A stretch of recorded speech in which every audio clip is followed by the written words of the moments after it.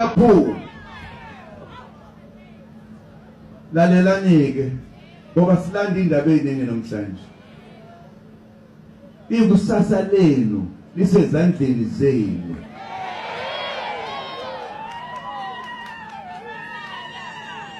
Uma niyeke manje niyohlupheka iminyaka eminingi. Into esifunayo manje asifuni lokhu sikhwikhwiza sikhuluma ipolitiki engathi ishuyo yokuthuka abanye abantu. Kufanele ukuthi wonke umuntu ohluphekayo ngaphandle ukuthi awuhlupheki mhlawumbe uhlala emabhilidini ufanele avote. Sandisa amavote abe maningi. Abayikhulumayo bathi kufuneka i-2/3 majority to liberate ourselves from slavery. Uyabona ke ngoba abanye abantu sebesebenza nabelungu. Ikakade amambuka ehlale khona nakuqala. Kodwa imbuka sasishonisa endaweni yayo. Akufanele nibange njengoba kukhona amaphatha amaningi abantu abamnyama angazi ukuthi why emaningi. Ngoba kufanele basivote ngevote elilodwa lokuthi siphathizo lethu. Ebese sishintsha inhlupheko silethe ukubusa phakathi kwethu. Kube yinto esivulethayo. Uma sehluleke manje hayi ngiyogeza izandla. Ngiyovela ngigibele ihashi ngisukela ngibele ngalo ngiyezulwini ngithi hayi sengiyashiya.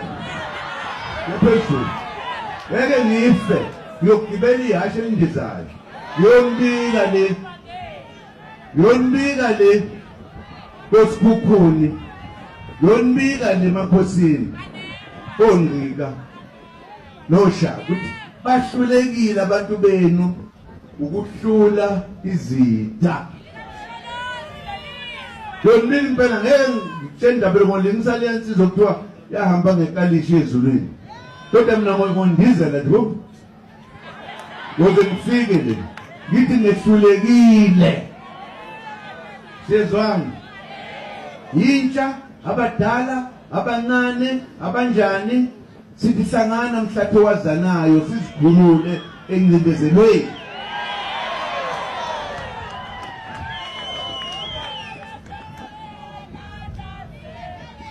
Uyabona akufanele yazi ngesinye isikhathi ngikuthuthele man sikhuluma isingisi too much thina namazwe singawaziyo amanye amazwi utshena kuthiwa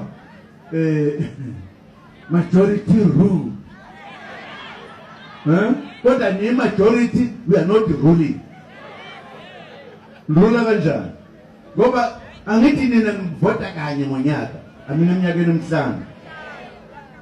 Eminyakeni emihlanu ngivota kanye ngivotela ama political parties. Lina lapha nilibusa phi kiso? Angithi umthetho wakhe parliament. Ngisukeni khona parliament.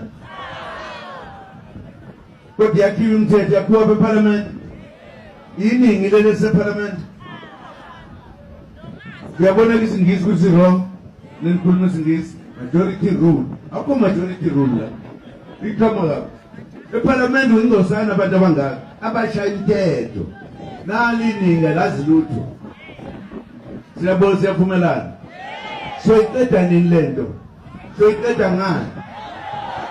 Umkhonto. Konke wesizwe. Umkhonto ke ningawuthathi kancane. Into yabadala le. Into yesizwe le, into edefire thina ukuthi singobani, siphetheni, sithini ngomkhonto. Siyezwana. Andizushintsha manje.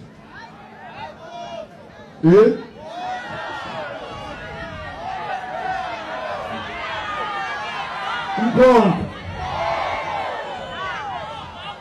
Ngijabula kakhulu ngoba isikhathi sifikile. Uma sehluleke manje kufanele sivele siyeke.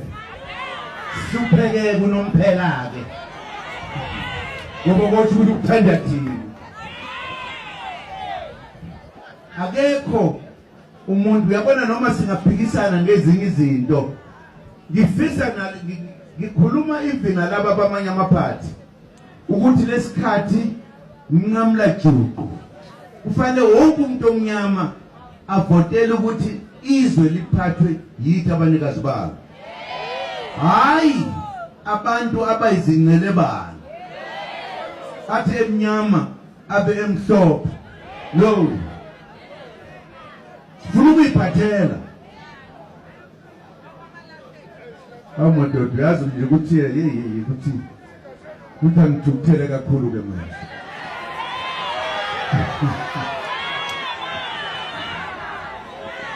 Lalelanda yithi kuphela isizwe simnyama esihluphekayo kulelizwe, ezinye izizwe ayihlupheki. Yithi kuphela esigibela sisuke emakhaya ukufuna umsebenzi emaThekwini nasemaGoli namaphi na. Sihola imali encane kunabo bonke ezinye inhlanga. Leyo mali kufanele ukuthi wondle umuzi wakho la usebenza khona ufuna umsebenzi, wondle nasekhaya, ugibele ngayo iphele, kwenzela ukuthi sihlupheke okokuqala nokugcina.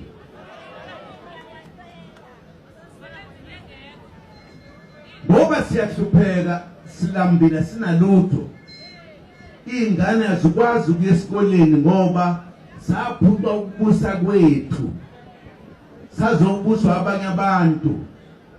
Manje laba abantu bafundisa izingane zabo abayenza mistake, ezethu azikwazi ukufunda ngoba asinamali, siyahlupheka.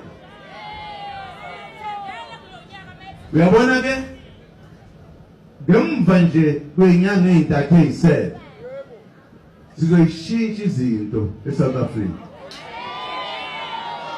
Yonke ingane izofundiswa uhulumeni. Okungcono singanciphisa amaholo abasebenza phezulu, uhulumeni igcwalise la. Asikwazi ukubukela izingane zingakwazi ukufunda ngoba senazo izinto zokusebenza ebese ihlala etshwaleni.